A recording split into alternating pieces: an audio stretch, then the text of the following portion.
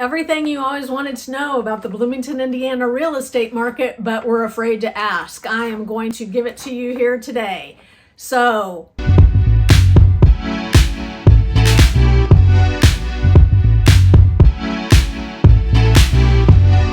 we have demand outpacing supply here, meaning that Bloomington's real estate market is a very high demand market because of Indiana University and Cook and Catalent, as well as outliers like Baxter Pharmaceutical and some of the other industries around town, but mainly because of Indiana University. You've got professors and staff incoming and outgoing every year, and so the demand is always very high. We haven't ever seen a downtrend in pricing here over the last 10-15 years. So if you're thinking about buying something as an investment, say you're buying housing for your student, providing that you make the updates needed on the house and keep it in good condition, you are going to see an increase when you go to sell that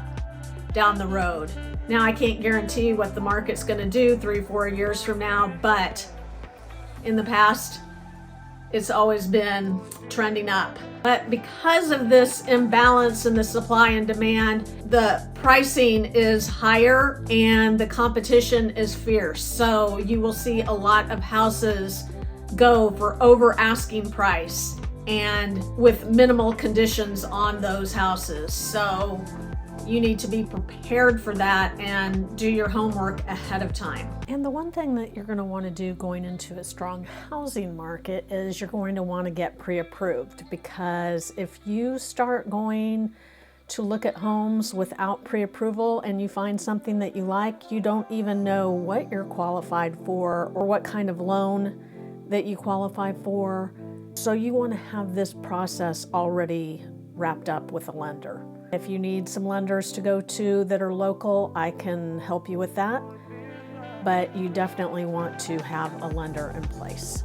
And because of Indiana University, we have a very strong rental market. The houses and apartments, they are leased a year ahead of time and leased for a full year, not just a school year, but a full year. And the pricing is very competitive. Most of the pricing is done per room, per bedroom for the students, and it's hard to find single family housing or apartments for people that aren't affiliated with the university, or if you don't want to buy, you just want to rent. It's hard to find those things. They exist, but you have to search. And the neighborhoods close to the university, that's just, those houses are snapped up by people purchasing them or the investor homes that they rent to students. So keep that in mind. We have very diverse neighborhoods here in Bloomington. So there's everything from historic neighborhoods to new construction neighborhoods to downtown developments. And on the outskirts of the city, there's newer developments. Based on preferences and budget, you will be able to find something in or around Bloomington.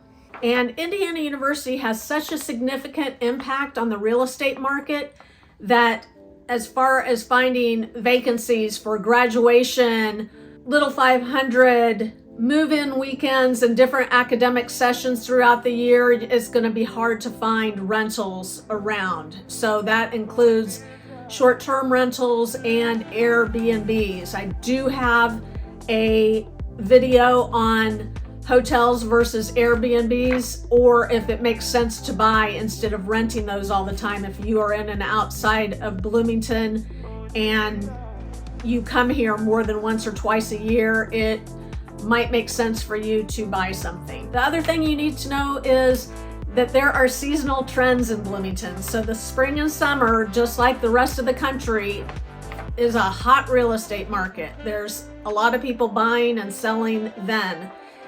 And that's when your competition is going to be the highest. Now, in the fall and winter months, you might be able to get something cheaper. at a better deal or whatever, but you're not going to have as many people putting their houses on the market, so the inventory is going to be even less.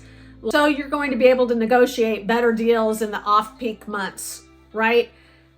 So that's just something that you want to keep in mind, and I'm going to give you a comparison. So in February of 2024, in Bloomington, in between 200 and 700,000, there were only 163 houses available on the market.